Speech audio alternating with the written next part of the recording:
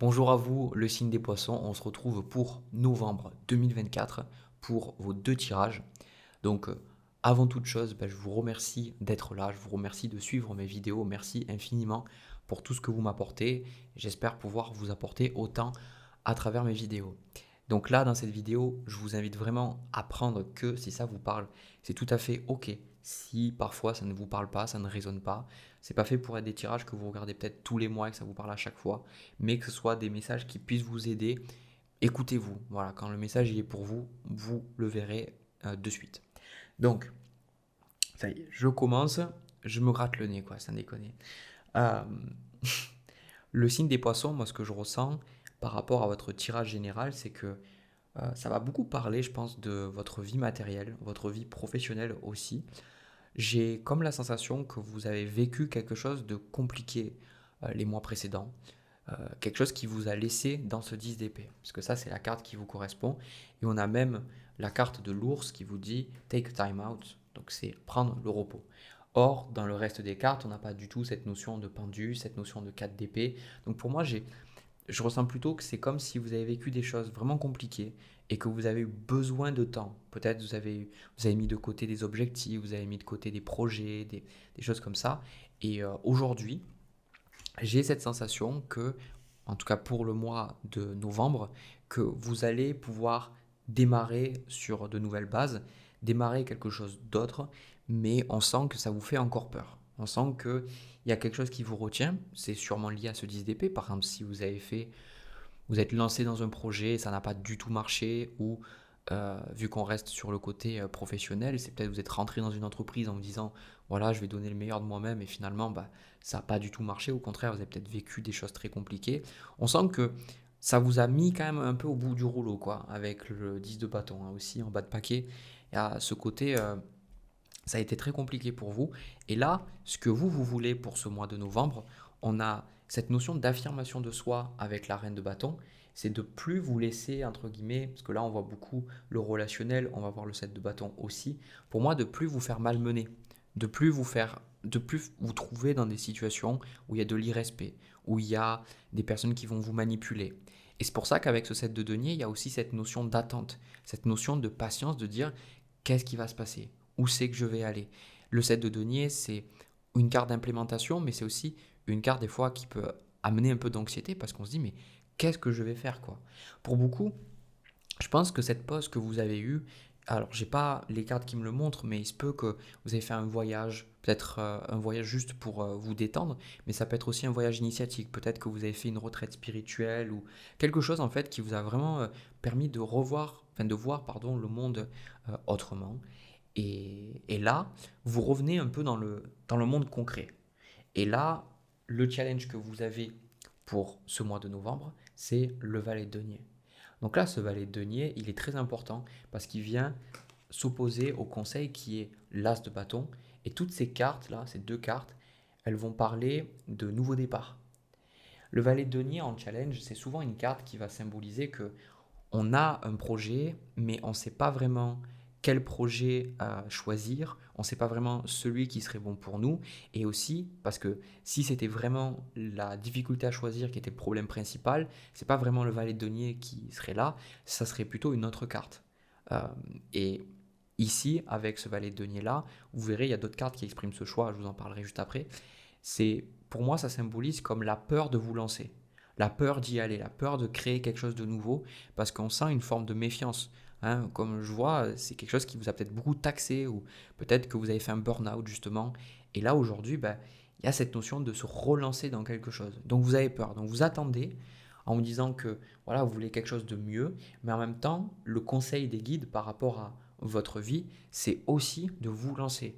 L'as de bâton, c'est une carte de passion. Ça s'oppose au valet de denier, qui est un élément de terre, qui est aussi euh, beaucoup plus dans le côté pragmatique, le côté concret des choses. Ici, on parle de passion, on parle d'entreprise, de dire, ok, est-ce que ça me passionne? J'y vais. De ne pas réfléchir en se disant, est-ce que ça va me rapporter de l'argent, tout ça? Alors oui, vous allez toujours y penser, mais là, c'est plutôt la notion de dire, trouver le feu, trouver l'impulsion, trouver l'étincelle, vous savez, comme quand... alors moi, je sais, j'ai une gazinière et en fait, l'allumeur en fait il marche plus trop, donc je prends du gaz. Et c'est ça en fait, trouver l'étincelle de dire allez j'y vais, allez je saute, je passe à l'action. Alors, après, par rapport à tout ce que je vous ai dit, vous allez voir comment ça s'articule dans votre mois. Vous avez eh bien, le 7 de bâton avec le roi de denier et qui, pour moi, ça implique ce que je vous ai dit au début, ce côté un peu méfiance, ce côté, bon, j'ai un peu peur de l'autre, roi de denier, ben, je vais garder des choses pour moi, je vais, quelque part par moi-même, je fonctionne assez bien, quoi. Le truc, c'est qu'on a aussi, là, dans les cartes, une notion d'association.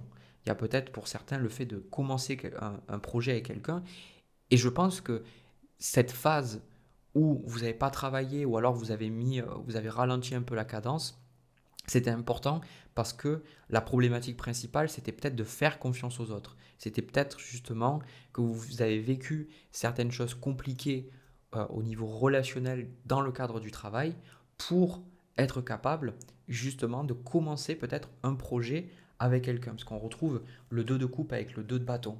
On a les cartes, là on a cet as de bâton qui c'est le 1, on retrouve le 2 d'épée que je vais vous montrer, donc on est au début quand même d'un certain cheminement, on a la fin, donc le redémarrage, et ici ce 2 de bâton c'est soit une carte d'association, c'est une carte où on réfléchit à l'avenir et on pourra s'associer ou non, mais on voit encore une fois le 9 de bâton, il y a cette méfiance de est-ce que j'y vais, est-ce que je le fais, alors euh, est-ce que je vais passer à l'action, est-ce que je vais pas me faire voilà, enfler, est-ce que je vais pas me la prendre à l'envers comme les fois d'avant. Et malgré tout, on retrouve la carte des amoureux avec le chariot et le monde, donc clairement, ça va vous allez vous poser des questions, hein, comme je viens de vous dire, mais pour moi, vous allez prendre votre décision. On a même la carte de la chouette qui vous dit que vous voyez clairement maintenant qu'aujourd'hui, comparé à peut-être quelques mois, vous êtes beaucoup plus capable de voir les choses objectivement ou de voir qu'est-ce que c'est qui vous correspondrait. Moi, je pense que vous avez juste encore des, on va dire qu'on appelle ça, j'ai pas le mot, pas des débris, c'est pas du tout le mot, mais des réminiscences, je sais pas si ça se dit en français.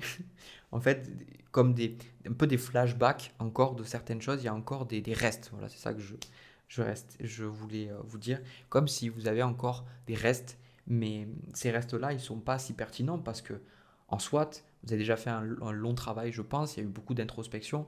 Et là, pour moi, vous êtes vraiment prêt pour vous lancer dans quelque chose. On a cette carte du monde après le chariot. Donc, on a la concrétisation, on a un nouveau départ, quelque chose qui va vraiment vous faire du bien. Pour moi, c'est un projet. Vous mettez les bases là d'un projet qui va vraiment, quel qu'il soit, hein, que ce soit travailler à votre compte, que ce soit rejoindre une entreprise, démarrer quelque chose avec quelqu'un d'autre, peu importe. On sent que vous allez prendre vos décisions et ça va vraiment vous faire beaucoup de bien. On voit aussi avec ce 2 d'épée et celui de coupe qui, moi, quand je les ai vus, on a eu cette notion de choix dont je vous parlais avec le valet de denier. Cette notion de ça va être un changement qui va être assez important pour vous. Quelque chose qui va quand même être assez déstabilisant. Donc peut-être que vous allez avoir besoin de temps pour réfléchir à tout ça. Mais honnêtement, je pense que votre décision, vous l'avez déjà prise et vous allez pouvoir lâcher avec ce 8 de coupe, vraiment mettre derrière vous ce 10 de bâton. D'accord? Ça, je le ressens vraiment. Et derrière, ces cartes-là aussi de 8 de coupe avec le DDP, on trouve le 6 de denier, qui pour moi est probablement une des cartes les plus positives du tarot. Il y a beaucoup de cartes dans le tarot, il y en a 78, et il y a des arcanes majeures qui sont super, comme le monde hein, ou l'étoile, qui sont pour moi les deux meilleurs arcanes majeures. Mais au niveau des arcanes mineures, pour moi, j'adore le 6 de denier. Parce que le 6 de denier, c'est l'équilibre entre donner et recevoir. C'est cet équilibre entre le fait de se sentir à notre place. De dire, ok, bah là, je vais donner avec ce que j'ai et je vais recevoir. Donc, c'est quand on rentre dans une entreprise, bah, on est bien payé, par exemple. Ou on est dans une situation où on sent qu'on n'est pas juste là pour l'argent. On est là parce que ça nous apporte autre chose. Comme on le voit sur cette carte, cet homme, en fait, il a de l'argent et de manière équilibrée, il va donner ce qu'il peut aux autres, sans lui s'oublier lui-même. Donc on voit que vous avez cette peur peut-être de vous faire cramer, de revivre certaines blessures, mais là on voit au contraire que la décision que vous allez prendre, parce que avec la carte des amoureux, et comme j'ai dit, vu que là en ce moment je fais la formation de tarot, que je dis par rapport à la carte des amoureux, c'est que chaque fois que j'avais une décision à prendre, je demandais à mes guides, je disais, est-ce que ça serait bien de faire ça? Ils me répondaient les amoureux. Du coup j'étais là, j'étais en mode, bah, merci, en gros ça m'aide pas quoi, parce que c'est une carte de choix. Et ce que j'ai vraiment compris avec la carte des amoureux, c'est que quand elle arrive, c'est qu'il y a des moments où c'est pas à nos guides, c'est pas à la vie de nous dire qu'est-ce qui serait bon ou pas pour nous de faire. C'est à nous en fait de cheminer, de vivre nos expériences et de savoir où c'est qu'on veut aller, d'exprimer notre libre arbitre dans cette carte des amoureux, d'arrêter de subir la vie et de vivre par automatisme, mais avec les amoureux de dire ok, je décide par moi-même. Et c'est pour ça que la carte des amoureux est aussi une carte qui est assez déstabilisante parce qu'on ne sait pas quoi choisir. Vu qu'on est habitué à choisir un automatisme, peut-être pour faire plaisir à nos parents, faire plaisir à la société, inconsciemment, hein, parce qu'on répète simplement des schémas, des façons de penser aussi. Donc quand vient un moment où on doit vraiment aller à l'intérieur de nous, questionner nos valeurs, questionner ce qui est important pour nous et ce qu'on veut créer dans la vie, ce qu'on veut avoir, eh bien la carte des amoureux se présente. Donc là, faites-vous confiance, moi, par rapport à, à vos prises de décision, parce que honnêtement, c'est pas votre problème en fait. Il y a des gens, des fois, dans des tirages, ben, il y a beaucoup cette notion d'avoir du mal à être au clair. Pour moi, je pense que là, vous voyez clair, vous avez juste besoin de ce petit coup de pouce en fait, de ce truc, et j'espère que ce tirage-là pourra justement vous amener dans cette énergie-là, parce que pour moi, ce qui arrivera derrière, ça va être très positif pour vous. Et d'ailleurs, on a la carte de la vache qui vous dit que les miracles sont sans fin. Donc là, clairement, on vous dit qu'il y a vraiment de belles choses. La vache, c'est vraiment un symbole d'abondance aussi. Donc il y a beaucoup, beaucoup de belles choses qui arrivent. Et je pense que cette vache, elle vient s'opposer à ce roi de denier qui fait que peut-être sur le papier, vous n'auriez pas besoin de prendre ces risques. Mais si vous prenez ces risques, vous allez sûrement peut-être gagner plus d'argent ou être plus dans l'abondance. Et l'abondance, c'est pas que avoir de l'argent. L'abondance, c'est le sentiment de, de recevoir énormément de choses. On peut avoir beaucoup d'argent et pas du tout se sentir dans l'abondance. Donc pour moi, ces décisions que vous allez prendre, vous allez vous sentir plus dans cette abondance. Vous allez plus vous sentir, ben là en fait, je sens que la vie me donne beaucoup et que moi, je peux donner beaucoup aussi à la vie, aux gens, etc., etc. Voilà. Franchement, je trouve votre tirage super. Et n'hésitez pas à me dire dans les commentaires si ça vous a parlé et peut-être me partager votre histoire. Voilà. Ben écoutez, ce que moi je fais, c'est que je vais reprendre les cartes et puis on va passer à votre deuxième tirage. C'est parti. Alors, les poissons, pour votre tirage sentimental, je pense que ce tirage va plutôt s'adresser aux personnes célibataires. Alors, comme d'habitude, je ne peux pas faire tout le monde, donc n'hésitez pas à regarder vos autres placements astrologiques. Et puis, je ne contrôle pas. Voilà, moi je fais des tirages comme ils viennent. Je ne fais pas particulièrement une situation plutôt qu'une autre, je me laisse guider. Là, par rapport à ce tirage sentimental, je pense que vous prenez trop la tête, quoi. Vraiment. Et vous allez voir que pour moi, vous avez nullement besoin de le faire. Il n'y a vraiment aucun besoin de le faire. Donc, ça, c'est la carte qui vous correspond, As d'épée avec la carte de la papesse, ce que vous voulez de la relation. Il y a quand même, d'ailleurs, je vais prendre une carte, bon, il y a l'étoile aussi, donc clairement, pour moi, j'ai l'impression qu'il y a quelqu'un qui vous a tapé dans l'œil. Je pense que vous avez vraiment rencontré quelqu'un de vraiment bien, quoi. Et cette personne vous a tapé dans l'œil, mais il y a comme, comment dire, un besoin de comprendre, un besoin d'analyser, un besoin de dire, mais pourquoi est-ce que j'ai rencontré cette personne? Pourquoi est-ce qu'elle me plaît? Pourquoi ceci? Pourquoi cela? Enfin, il y a un côté très analyse qui vient là. C'est comme si ça vous déstabilise d'avoir rencontré quelqu'un qui vous plaît. Et là, le seul truc qui est un peu dérangeant de mon côté, c'est que la carte qui symbolise l'autre personne, c'est qu'il y a le 9 de denier. Donc pour moi, souvent, ce 9 de denier, ça va pointer vers une personne qui est disponible, une personne qui est célibataire. Et on voit par contre, au niveau des intentions, on a ce 5 d'épée avec l'impératrice. Et moi, pour moi, je pense que le 5 d'épée, c'est peut-être une personne qui s'est séparée il n'y a pas si longtemps, ou c'est peut-être quelqu'un qui n'a pas sa langue dans sa poche, je ne sais pas. Mais avec cette carte de l'impératrice, on voit qu'il y a quand même un côté où... Ah, en fait, je verrais le 5 d'épée comme... Je donne une carte de plus.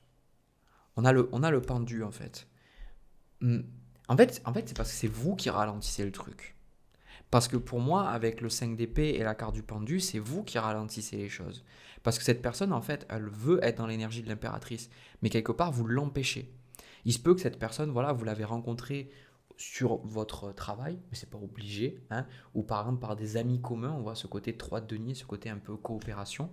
Et en gros, ben, vous êtes, on sent que la personne vous plaît et vous vous plaisez mutuellement, mais en gros, vous avez peur de quelque chose, vous avez peur de faire un faux pas. Donc pour ça que vous êtes dans l'analyse, pour ça que vous essayez de sonder peut-être l'univers, on va dire, entre guillemets, avec la papesse. Peut-être que vous regardez beaucoup de tirages pour vous rassurer, hein. Alors après, c'est normal d'avoir peur de- justement, de vouloir être sûr avant d'y aller, mais je pense que peu importe ce que vous faites, on ne peut jamais être sûr de ce qui va se passer, parce que même dans n'importe quelle relation, je sais que on a tous envie que ce soit la bonne personne, mais malheureusement, on ne peut pas savoir, parce que des fois, on a besoin de vivre des expériences, et c'est comme ça fait partie du côté humain.